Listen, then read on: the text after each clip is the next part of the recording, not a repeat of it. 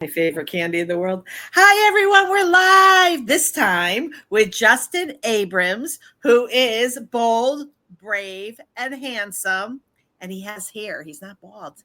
So he's only two B's. He's a double B, not a triple B. But anyways, Justin, welcome to Adrienne Barker Speaks. No prep needed, which means I have no clue who you are.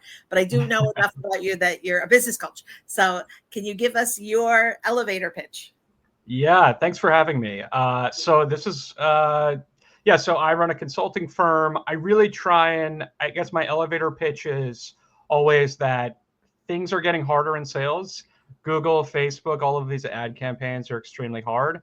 So I try to take a more modern and organic approach to growing revenue. And then once that revenue is improving, then we really like the way I really structure my business is about as a traditional consulting firm. So how do we improve? Yes, okay, obviously sales are a hard thing, but then how can we improve the operations?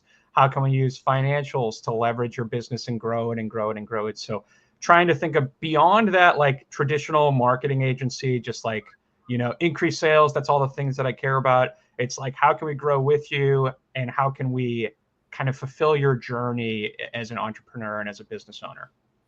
I like that. So tell me about your own. First of all, where are you dialing in from? I am in Boston, Massachusetts. Boston. The best thing about Boston is Cindy Stumpo. How do you know Cindy Stumpo? So I know, I don't know Cindy Stumpo, but I know Cindy Stumpo and have had the pleasure and the honor of talking to her because she loves Chatter Social, which is an amazing marketing tool. It's a social audio visual app. Mm-hmm. And Grant Cardone loves it too, Chatter Social. So they're both on, and I love it too. I deliver do the Debate the News True Crime with Joseph Tuesdays and Thursdays live on Chatter Social, and then it becomes a podcast. And then I do the Sunshine Scoop for Debate the News with Jonathan Bing, and that's like my absolute favorite thing to do in the world. And it's a room full of people with their voices. They can go on camera for Debate the News. I don't talk about politics, but people will talk politics. Cindy's amazing. Cindy has been doing these mastermind rooms that are unbelievable. So I have an invite if you would like an invite, and it's just an amazing app. It's just all on your. Wow. Yeah. So Cindy is literally in the town that I'm in. We're probably a stone's throw. If anyone doesn't really know Cindy, like her building, like she's a builder, like a master builder.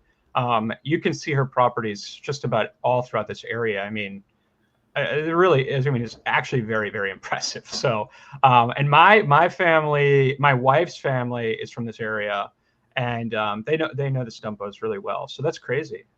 Small it's world. So lovely. Yeah, you'll have to come on the app if you like it. Your wife may like it too. It's just really fun. Have you ever been on Clubhouse? Yeah, like years and years ago. But yes, okay, that's great. So Nelson Apega, who is the entrepreneur, and I love this story because this is really a real entrepreneur, right? He noticed that Clubhouse, you couldn't see people. There was so much limitations on it, and it wasn't an easy platform. He would do Million Marathon, and Jonathan would do Debate the News with thousands and thousands of people on, and also on X. But now he knew, well, these are the things I would want as a social audio user and talent.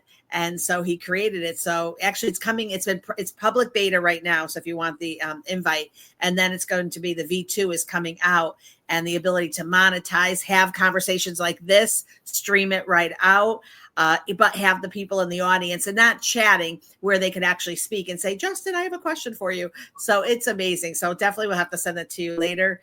You'll love it. And if you do see Cindy, tell her it's Adrienne. I think she calls me Adriana or something, or some funny name. She's Italian. Yeah, absolutely. That's classic. She is beautiful.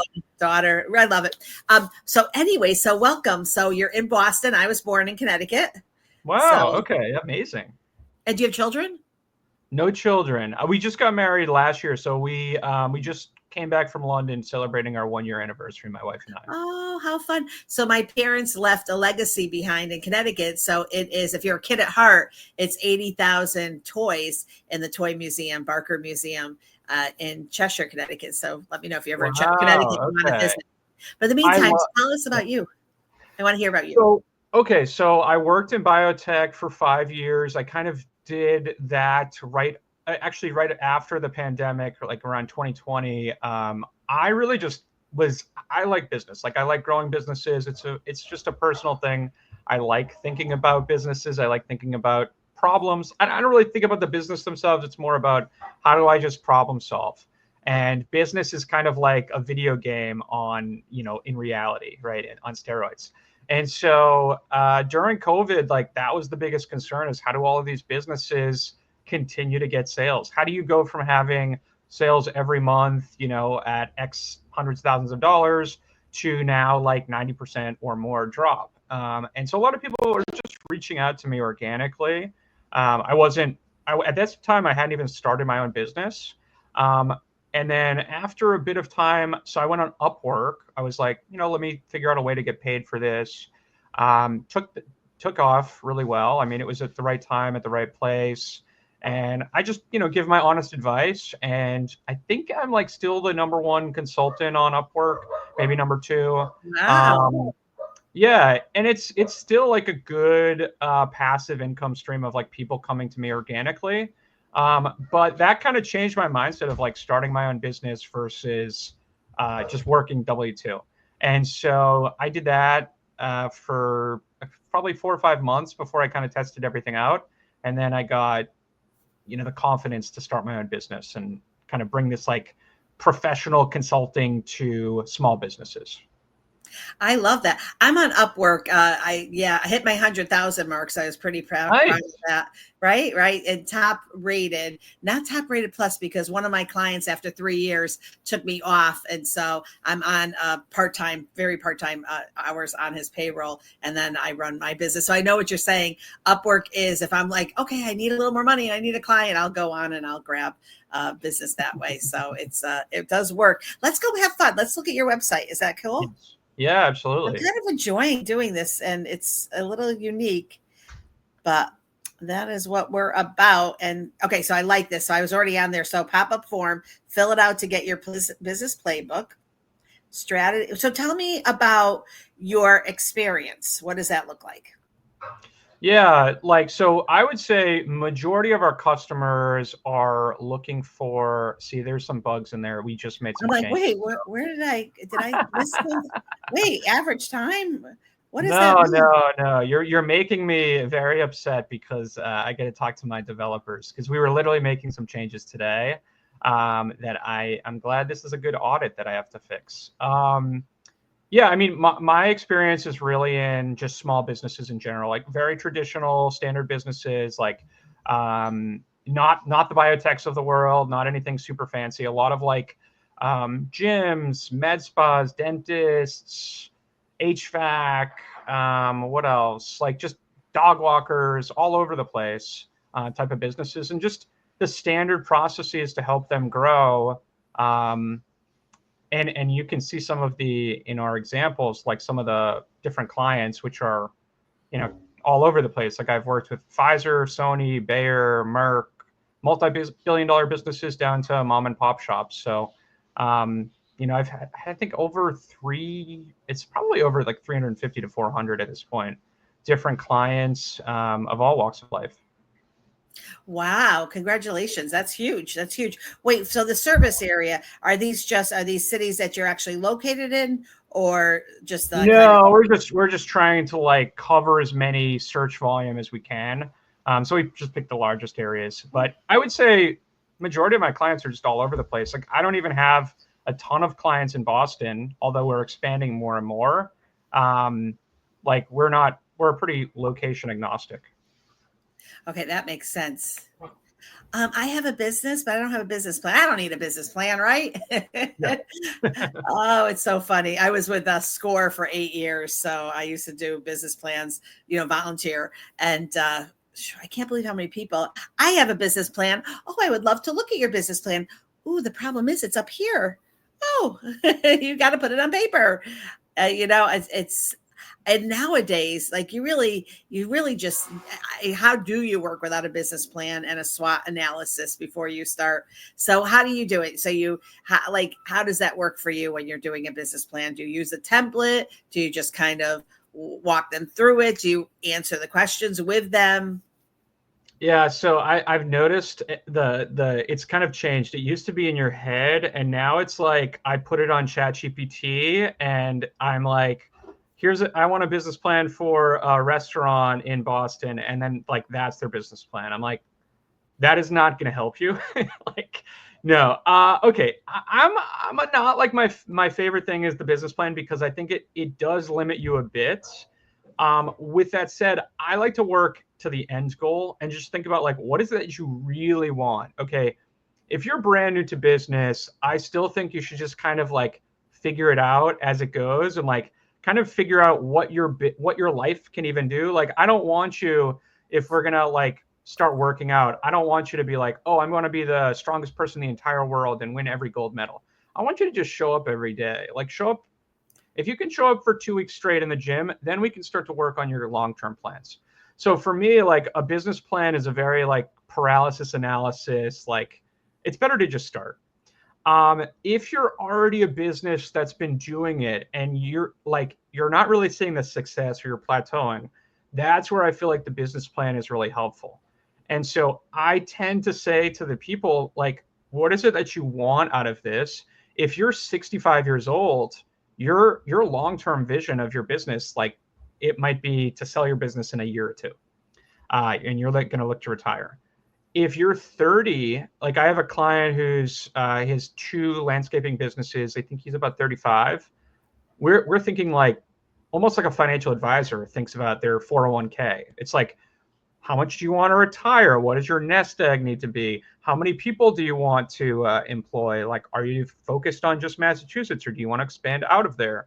Like, all of these questions are really important. You don't need to know exactly what they're going to be.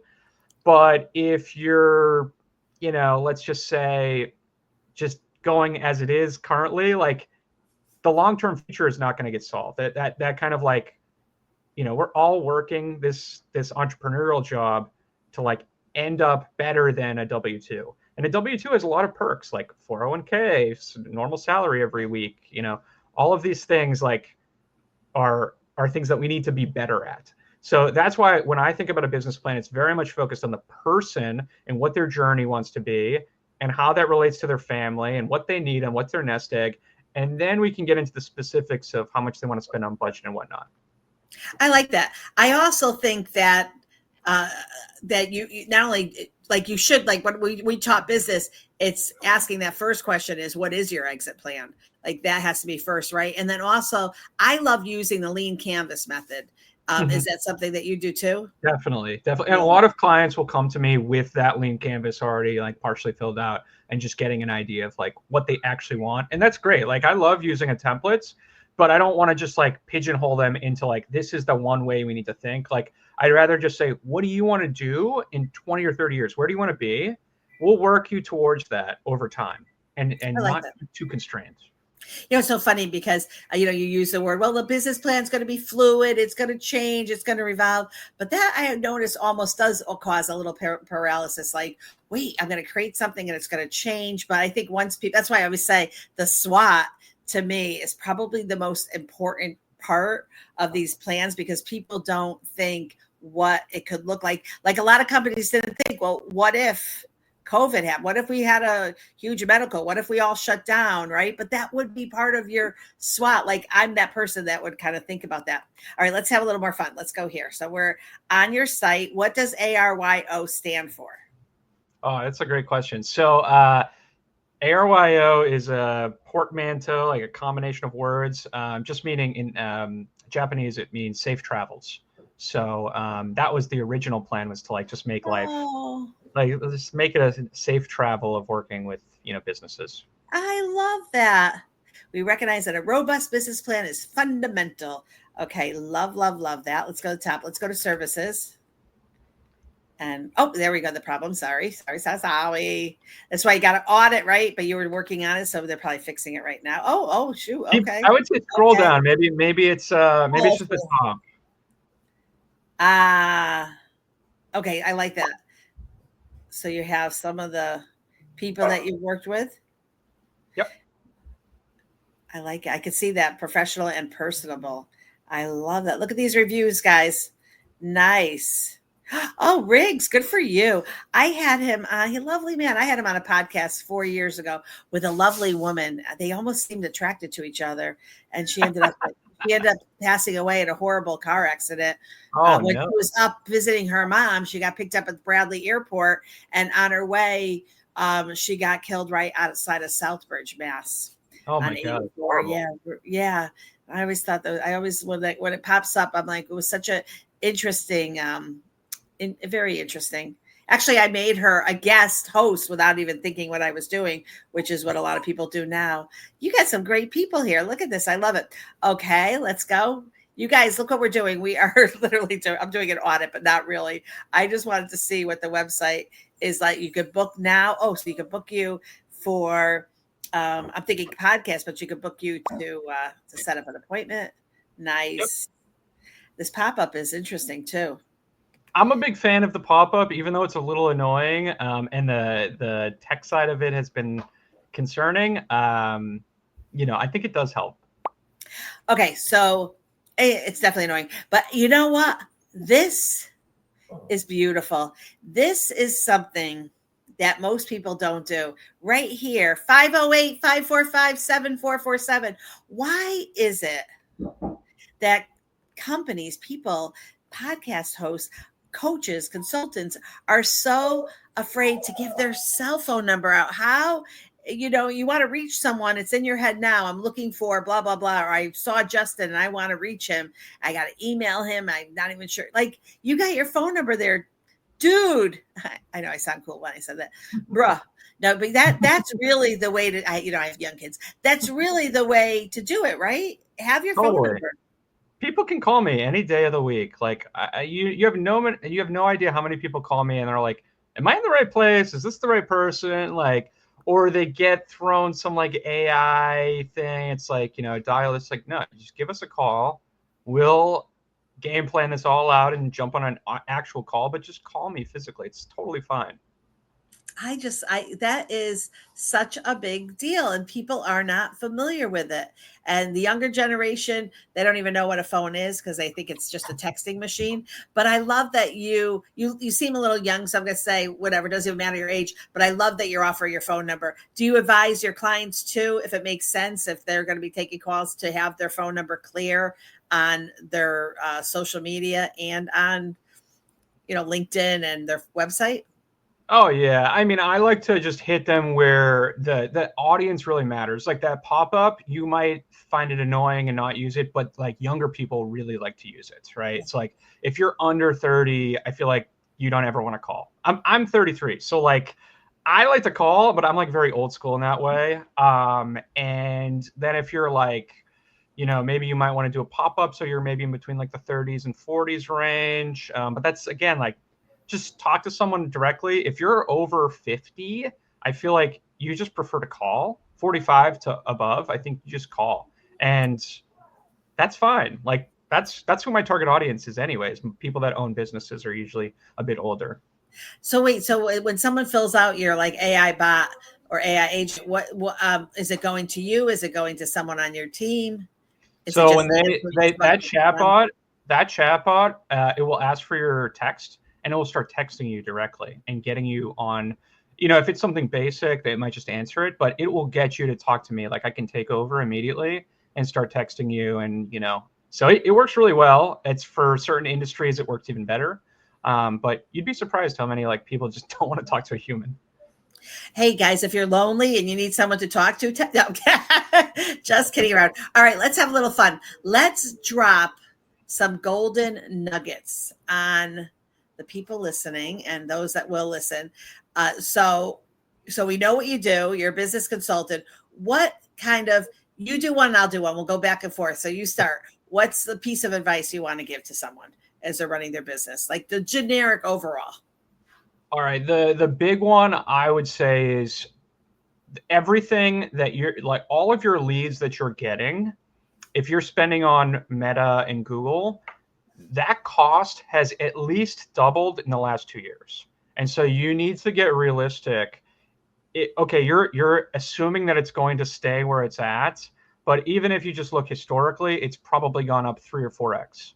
So if you're worried about, let's just say, tariffs, like you're a DTC e-commerce brand, tariffs right now may be affecting you 30 or 40 or 50% for one part, whereas your marketing spend is going to quadruple. Like you're not even thinking about that. That's not even part of your thinking. So really, really try and get more organic leads and dial that in and spend less on the Facebooks and the Metas and the Googles. I want to add to that. Don't do it yourself if you don't know what you're doing, because you might as well. If you're doing that, send me your money or flush it down the toilet. Either way, that's where it's going. You need experts that really know what they're doing. Definitely.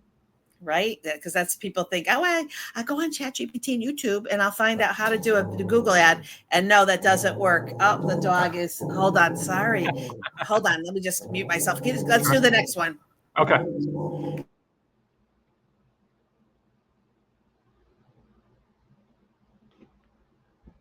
Okay, next one for you. Oh, do you want me to ask you one? Oh, no, you're no, give another one. Okay. Advice on a business. Okay. I would say another one that's really misunderstood. So I think 90% of my clients are totally okay with figuring out marketing or figuring out organic leads, or they've run, Instagram or whatever. Very few people, if you're running a business, have ever just considered buying another competitor in the area.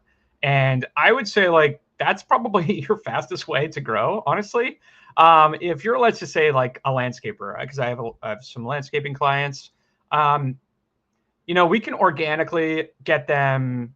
If marketing is about 5% of your total revenue, maybe you can 3x that. So, a great LTV over CAC is 3x. So, okay, 15% of your revenue is coming from marketing, but we're never going to get that to be 50%. Like you're never going to get a 10x.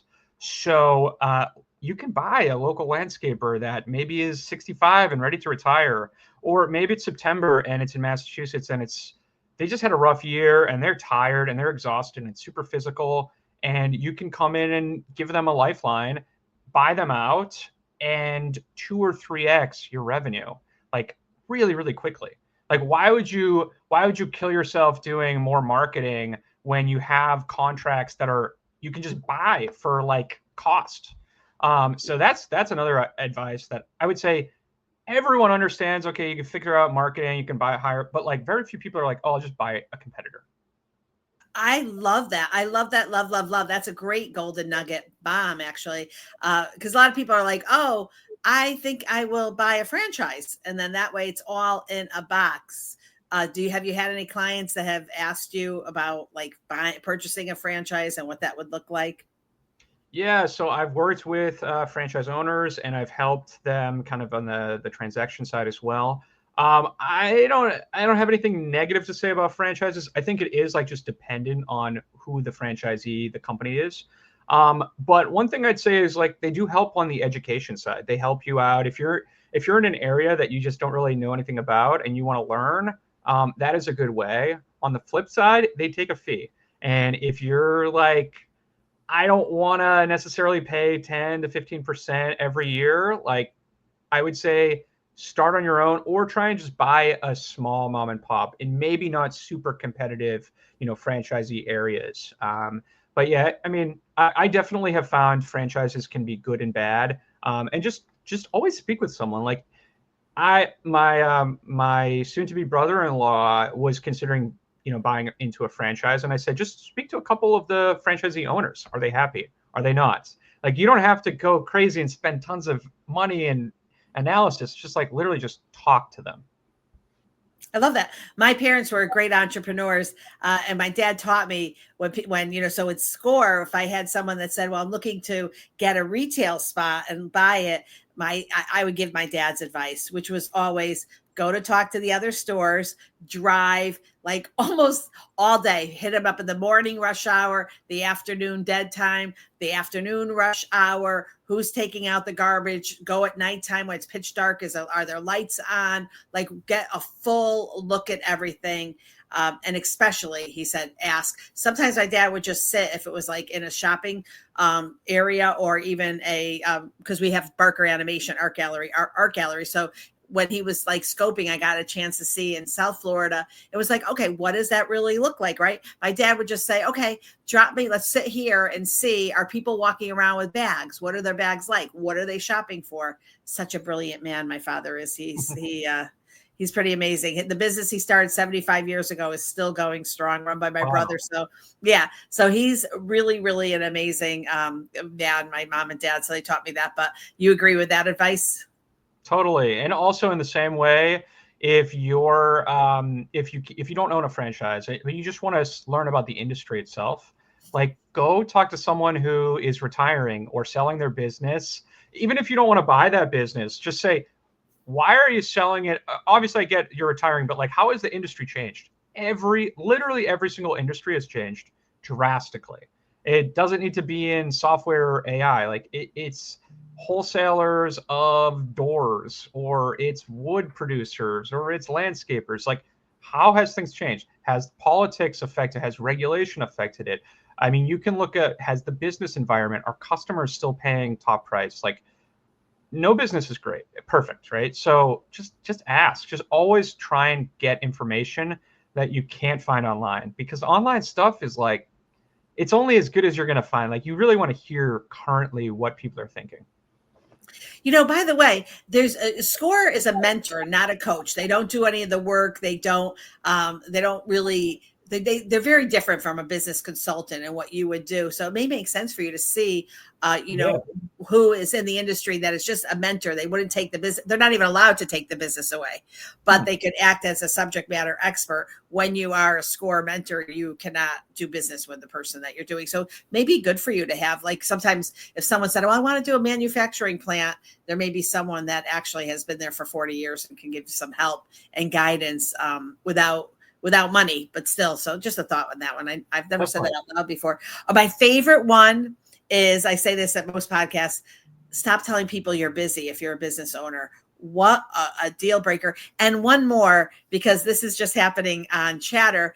Your brand is your personality. If you are someone that has a business and you like to go on these stages and insult and talk and yell and scream and be just plain nasty, good luck in your business, because you know what? It's not cute. It's really like your personality. And so sometimes when I hear someone, I'm like, how crazy are they?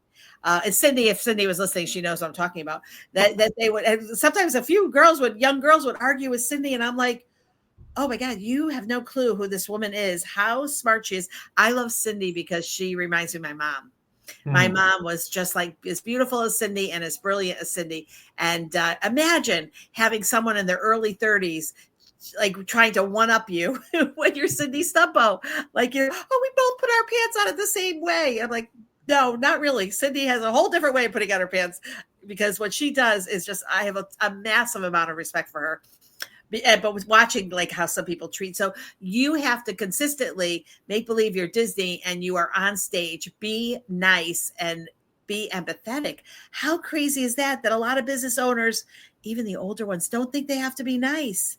They will, like, right? Their service is awful. They we're just talking earlier about the leadership. Okay, give me another one. There's so many. Okay. So I would say another one is just so obviously there's been big shifts in AI and technology, and I feel like everyone is trying to be like AI first. And then there's a lot of people who are just not even touching it. They're like, I don't want to deal with it. I think the best approach to AI is just try to use it to improve your humanization in the business.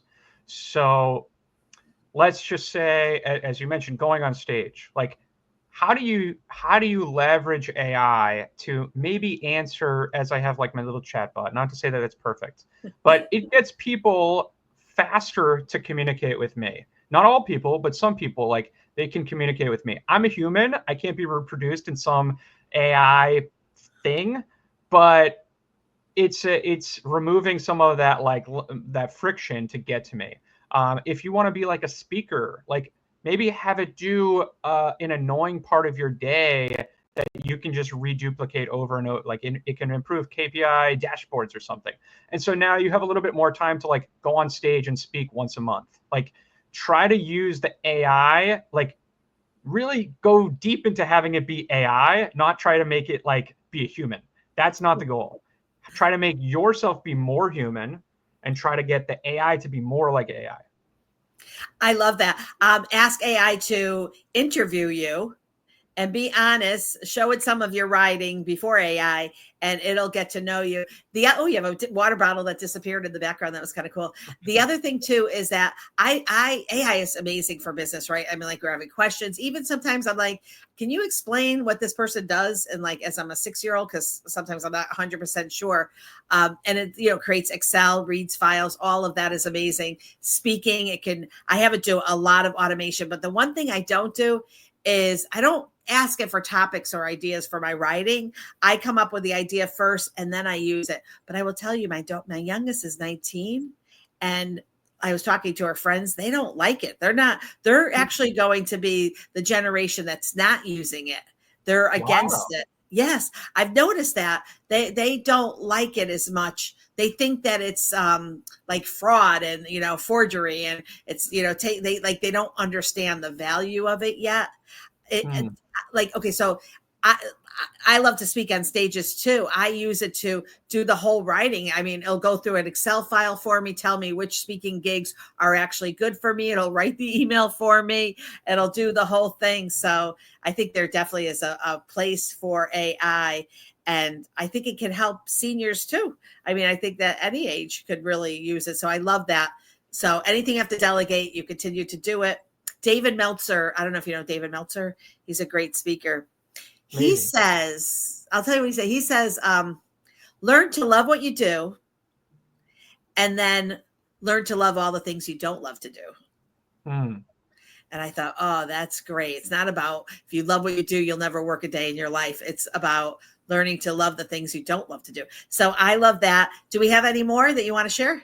I know we're coming to the end. I have so many, but I feel like it's so dependent on the industry. But I will say this. All right. I was very much a lurker on Instagram, Facebook, LinkedIn, all that stuff. I'm not like naturally trying to like go on like social media. But one thing I would say is like you like get more warmed up to it over time. And I think it does add value. Like it does add leads, and there's like a non egotistical way to just like try and educate people. And that's really how I would approach, like, even if you are, a landscaper or a power washer. I've seen some like amazing TikTok people. All they do is like just like clean windows and power wash. And it's like, those get like hundreds of thousands of views because it's like very meditative. Like, so like there's fun ways to like approach boring industries. And I think like the more you can just like reach people, Ryan Serhant, the New York City real estate guy, was talking about like TikTok, and people were very much against like why he would be on there and whatever, because there's no like 14-year-olds that are buying homes. And his insight was like, I don't care about the mom and the dad trying to sell. I care about the kid who's going to sit at the table and talk to their mom and dad about this guy that they saw, and how like the dinner conversation it's a really powerful communication method. So like I would just say try and like, don't try and hit your ICP always. Try and just get your content out and your education out, and like weird ways to like communicate with like the parents is actually in the long term very powerful. That is excellent advice. I'll just add on to that. Make sure, because I love doing LinkedIn for people, and I do their like LinkedIn profile optimization and then strategy, how to reach out. And let me tell you, I can't tell you how many I'm like, can you just check your contact information? And they'll say, oh my God, I haven't had the number in 5 years, or that's not even my website anymore. That's not, and I'm like, that's what people are finding. That's what they're seeing is your contact information that's completely wrong. So fix it and make it visible. So you've been a great guest. I really appreciate it. Is there anything that I didn't ask you that you wish I asked you? No, I mean, this has been great. I know, I love this. I think you asked great questions. Thank you for no prep. I